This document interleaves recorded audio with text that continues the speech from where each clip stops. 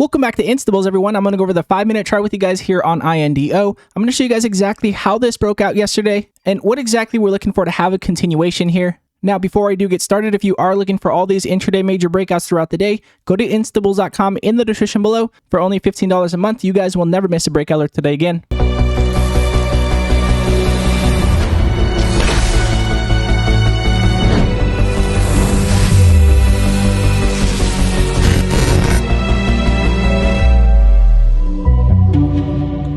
So as you guys can see here, we had this spike right out the gate here, all the way up to $31. Mentioned higher risk at this point in time because we did have a pullback. We had our EMA lines crossing down here on our 5-minute chart, making sure we did not continue on down. And as you guys can see, we did bounce back. We bounced back over our 20.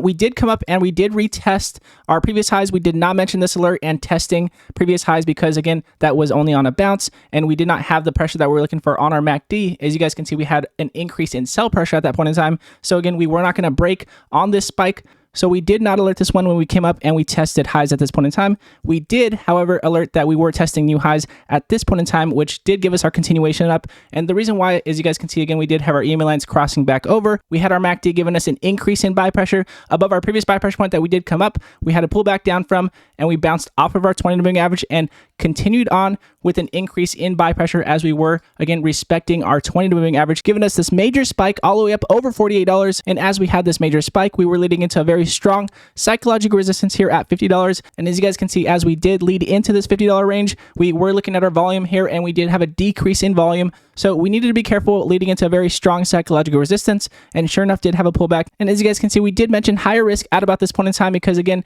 we did have our decrease in buy pressure, getting a white shaded line coming in, showing us that we were going to cool off as the market was continuing on down, and sure enough having a pullback, and then we did bounce back over our 20. So the question from here is, are we going to continue on from here since we are now jumping back over and respecting our 20-day moving average? So we're going to look at extended hours here. As you guys can see, we did have a pullback. We did drop down. We have our 20-day moving average, looking to see if we're going to hold above our 50. So in my opinion, if we do hold our 20-day moving average above our 50 here, it does show us that we still could continue just like we had on this continuation. If we were watching our 20-day moving average still over our 50 on the 5-minute, and here on our EMA lines, if we were watching our EMA lines holding above our MACD, then we could have known that we were going to possibly continue. So that is why we kept INDO on the watch. We mentioned that throughout the day, mentioning that we were going to keep this one on the watch. But as you guys can see, now we are curling down here with our 20-day moving average. Again, we did curl down here, but as you guys can see, we are getting close to testing our 20 to hold over our 50, which in my opinion, again, we did break over 100%. So I definitely would be careful with INDO.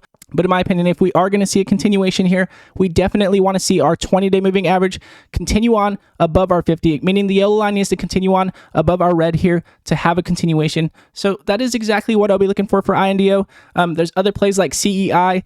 CEI had a major breakout as well. I did want to see if we can break over $1. We had a major breakout earlier this month and we did have a major break, but we did not break above our $1 point that we did get rejected at, exactly at $1. So again, this was a riskier play than we saw on INDO. INDO continuing to break into new all-time highs, while CEI was on a bounce because the energy sector was hot. So therefore, we didn't like CEI as a continuation breakout here. This was very risky, leading into a lot of resistances, and having that $1 break here on CEI is what I'll be looking for if we're looking for a continuation here. So INDO was the stronger play of the energy sector. There was other plays like IMPP, BCEL, but none of them were breaking into new all-time highs. So we did go with INDO in the Instables room. Now, again, with that said, if you are interested in intraday perspective breakouts, go to instables.com in the description below, and you will never miss a breakout alert today. Again, all of you Instables that have been coming over and supporting the channel, I appreciate every one of you guys. Much love to every one of you guys. I will be going over the market tomorrow and exactly where I expect the markets to be heading